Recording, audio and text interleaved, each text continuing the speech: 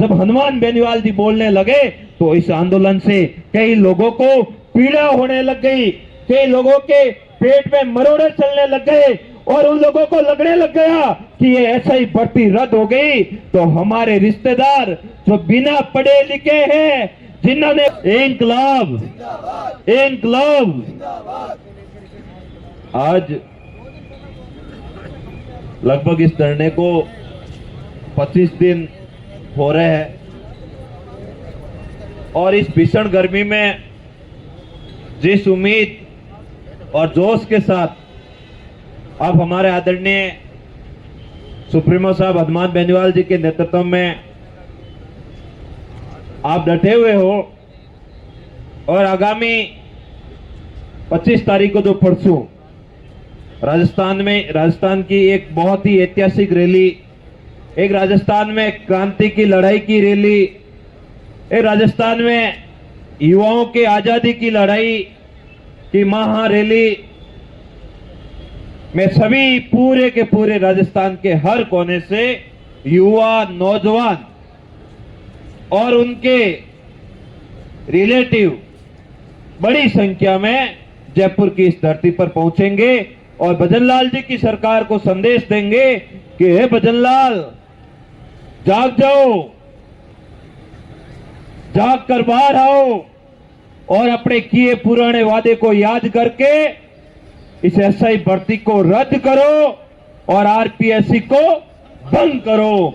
ये बात याद दिलाने के लिए राजस्थान के हर कोने से युवा, नौजवान जयपुर की धरती पर पहुंचेगा। जिस हिसाब से प्यारियां और जोश दिख रहा है उस हिसाब से निश्चित ही मुझे लग रहा है कि 25 तारीख को बहुत ही बड़ा रेला और जन सैलाब इस जयपुर की धरती पर देखने को मिलेगा। हाँ, कहा जाता है कि राजस्थान में हनुमान ने जब जब हुंकार भरी है तब तब सरकारें हिली है और सरकारों के घुटने टिकाकर उन अपनी मांगों को माना है और मनवाने की मादा भी रखते हैं।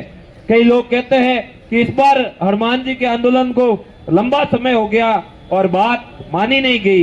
हाँ, आपकी बात सही है, लंबा समय हो गया, लेकिन इससे पहले इस भर्ती को भी 4 साल हो गए, वो भी बहुत लंबा समय था, बहुत ही ठंडा मामला था। ये मुद्दा ठंडे बस्ते में गया हुआ था।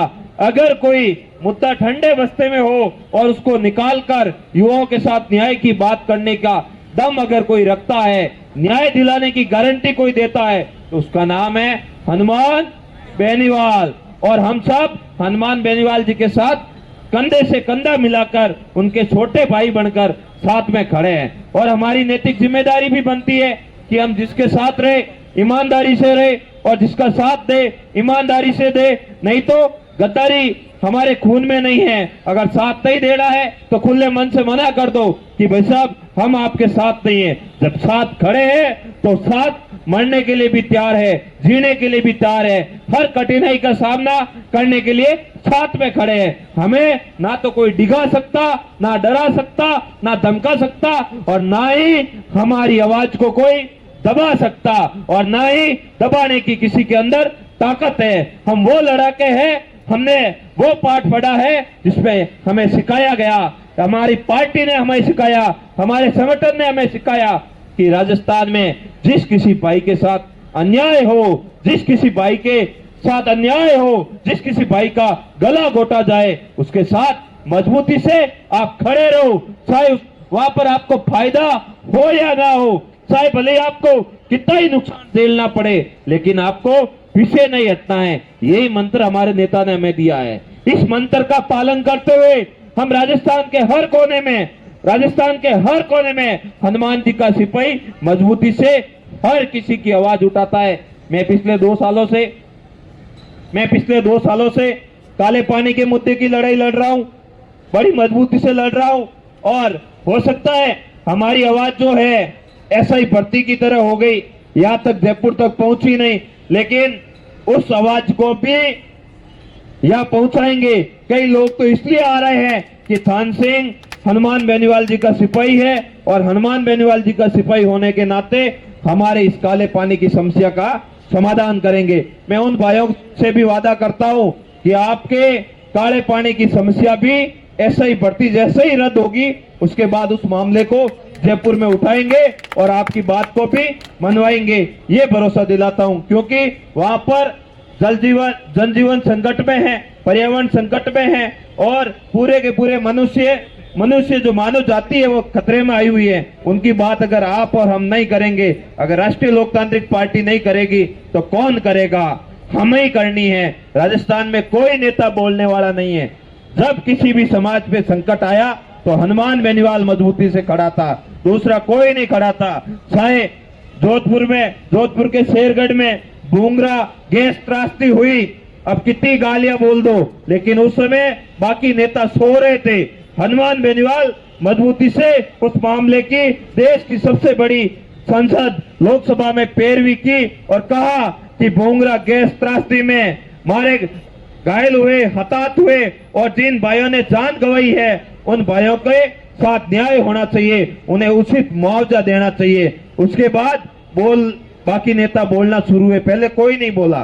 चाहे हमारे राजपूत समाज का मनोहर नेत्रा प्रकरण हो तो अगर किसी ने आवाज उठाई वो हनुमान बेनीवाल था, दूसरा कोई नहीं था। बंजारा समाज, पील समाज, गुर्जर समाज या फिर किसानों के बीमा क्लेम या फिर टोल मुक्त राजस्थान सहित अन्य मुद्दों पर मजबूती से सड़क पर कोई संघर्ष किया तो हनुमान बेनीवाल साहब ने किया। दूसरा कोई नेता बताओ जो ऐसे ही भर्ती पर बयान देने के लिए भी राजी हो। इधर बीजेपी तिरंगा यात्रा निकाल रही है, इधर कांग्रेस जय हिंद यात्रा निकाल रही है, पर उनके दिन में 3-3 जगहों पर भाषण होते हैं।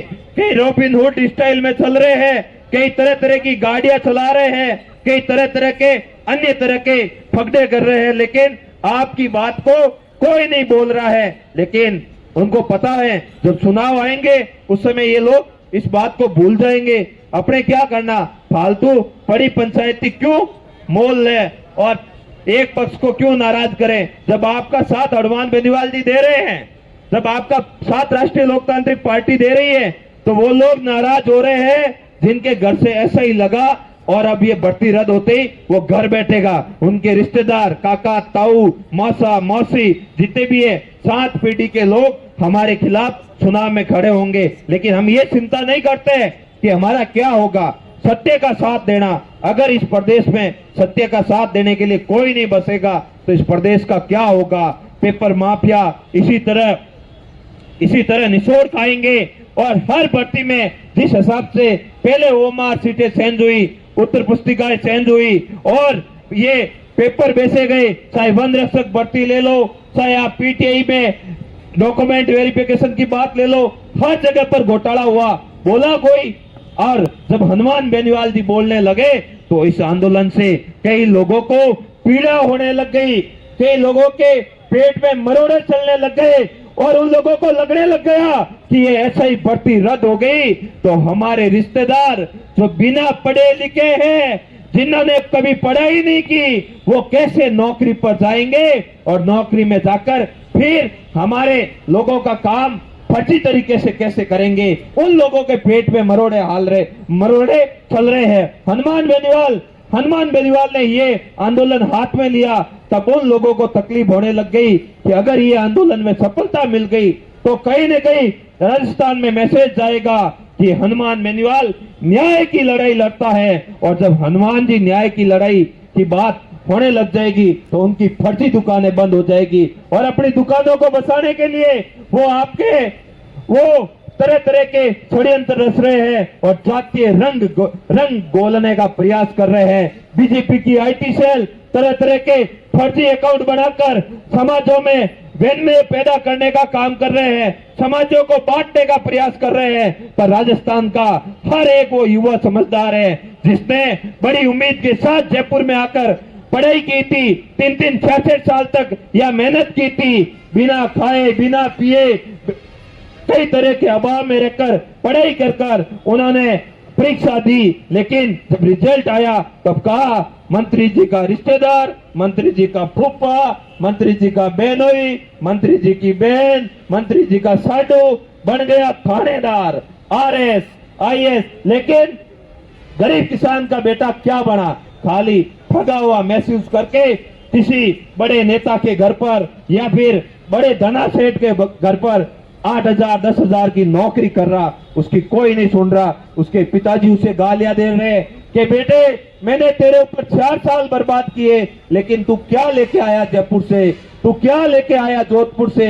मैंने बड़ी उम्मीद से तेरे ऊपर एक एक रुपया मेहनत की कमाई से खर्च किया, लेकिन तू तो फेलियर निकला, तू तो फेल होके आया। तू वहां जयपुर जाकर फालतू का घुमा, दोस्तों के साथ गप्पे लड़ाई और इधर उधर की पंचायती की, लेकिन उसके पिता को यह नहीं पता है, उसके माताजी को यह नहीं पता है कि उसका बेटे ने पढ़ाई तो बहुत की, लेकिन उसका हक धन कुबेर, पेपर माफिया, भ्रष्टाचारी और ये मंत्री संतरी के रिश्तेदार खा गए। ये उन पिताजी को पता नहीं है। अब उसका हिसाब लेने के लिए उनके पिताजी और उनके रिश्तेदार, जिन भाइयों ने अपने सपनों का गला घोटा है, उनके रिश्तेदार जयपुर की सड़कों पर 25 तारीख को बड़ी संख्या में यहाँ पहुंचेंगे और संदेश देंगे, मंत्री जी अब हम आपको हमारा हक खाने नहीं देंगे। अगर हक खाने का प्रयास करोगे तो आपके छाती पर पैर रखकर आपका पुराना खाया भी बाहर निकाल देंगे। ये राजस्थान, ये नया राजस्थान है, ये नए राजस्थान का युवा है, ये नए राजस्थान का आम नागरिक है, ये नई चेतना है, ये नवासार है राजस्थान का। ये संदेश देने के लिए हनुमान बेनीवाल जी पिछले 1 महीने से इस भीषण गर्मी में यहाँ सड़क पर बैठे हैं और आपकी आवाज को बुलंद कर रहे हैं। कई लोग बात होगी इस एसआई भर्ती रद्द होने के बाद, आरपीएससी भंग होने के बाद, कि क्रांतिकारी की भूमिका में, एक योद्धा की भूमिका में, भगत सिंह की भूमिका में इस आंदोलन का कौन हिस्सेदार था। तो बड़े गर्व के साथ उस एरिया में खड़ा होकर कहेंगे कि हाँ, मैं थान सिंह डोली इस आंदोलन का सहभागी था, हिस्सेदार था। मैं डॉक्टर सरवण चौधरी इस आंदोलन का हिस्सेदार था। मैं विकास इस आंदोलन का सहयोगी था। मैंने पिछले 1 महीने से उस आंदोलन के लिए सड़क पर बैठकर लड़ाई लड़ी थी, साथ रहा था, खड़ा रहा था, हिस्सा था। लेकिन उन लोगों को फिर क्या रहेगी जो कह रहे थे ये तो जातीय रंग में रंगा हुआ आंदोलन है। कतई ये जातीय रंग में रंगा हुआ आंदोलन नहीं है। ये आंदोलन हक का है, ये आंदोलन न्याय का है, ये आंदोलन आने वाले समय में युवाओं के भविष्य को बसाने का आंदोलन है। बहुत बहुत धन्यवाद आप सबका, मुझे बोलने का मौका दिया और परसों ज्यादा से ज्यादा संख्या में यहाँ सभी पहुंचे।